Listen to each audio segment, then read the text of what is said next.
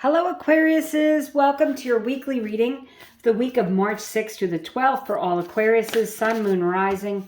Please check other areas of your chart if you need further clarification. I'm going to pull some overarching energies. We'll get into it with the tarot here for all Aquariuses. Purification. So this can be about detoxing your body, your mind, your space, eating right, drinking lots of water, that sort of stuff, doing a cleanse, physically, emotionally, it all depends. Open up to change, new moon in Aquarius. Okay, so there may be some changes going on and you may be like having to release, let go of some things. Some of you might be moving, physically moving, and you're decluttering your space. You might just be changing jobs, or there's some changes going on in your life and you're really open to them. Okay. So I did do a money and career reading. Thank you to everyone for watching for March. I'll attach that to this video. If you're interested, you can check that out. Let's get into the tarot for you. You've got the Four of Wands. That's the 1111 card. See, there's like 1111.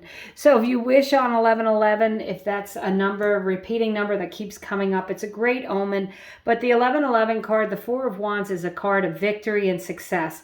They just got married. They live in a castle. They're very happy. So that's an omen of things. If there's change coming in, it's a good omen that it's going to be positive change. You've got the Lovers.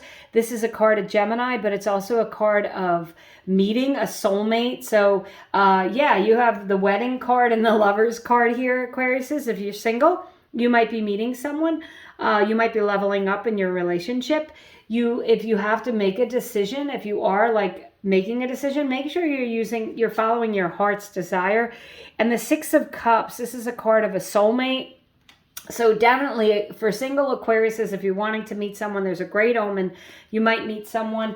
This card is also a nostalgic card. So it could be meeting someone through friends or family. If you're traveling back to your hometown, for example, going to a reunion, something like that, you could be having a lot of good contact with people from the past that you hold dear to your heart. It doesn't have to be a love relationship. It could be though. So let's see. I'm going to pull some more cards. I've got 3 different decks here. Oops, that's the wrong deck. I've got 3 different decks, so the clarifiers are coming up. I'm going to do a question and answer and use those as clarifiers too. So let's see. So for the Four of Wands, you have the Four of Swords. And the Four of Swords can be a introspective, meditative energy. It's also a card of self-care. Make sure you're taking care of yourself. The Lovers, you have the Empress. The Empress is a card of abundance. It's a card of gratitude, and it's a card of getting everything that you want. So if you are making a decision, as I said, it looks like it'll be a positive omen. And then the clarifier for the Six of Cups is the Temperance card. So this is a card of balance, a card of feeling, it's a card of Sagittarius as well. So you have a Sagittarius and a Gemini here. Aquariuses, but it's about a card of turning water into wine, bringing things, changing things, being open to that change. I think is going to bring you more balance. So if you have a question, go ahead and ask that question. I'm going to do a pick a card reading, and as I said, I'll use these also as clarifiers. So card number 1, card number 2, and card number 3, Aquariuses. Card number 1, the Death card. Card of Scorpio. I'm going to say a no card because something has to end.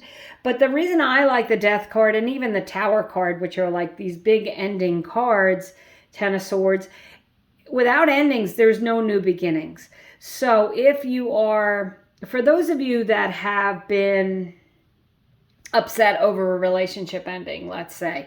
You've got the Four of Swords. Maybe you've been thinking about it. Maybe you were hoping that this was going to be a relationship that was going to end in marriage.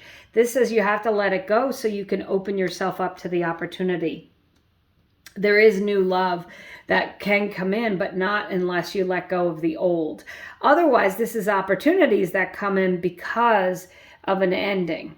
The King of Wands. This is going to be a yes card again. The King of Wands is about having long-term success, and it's inspired action. You've got the King of Wands. You've got the Empress. Both cards of abundance, success, and opportunities, taking opportunities, being open to that change.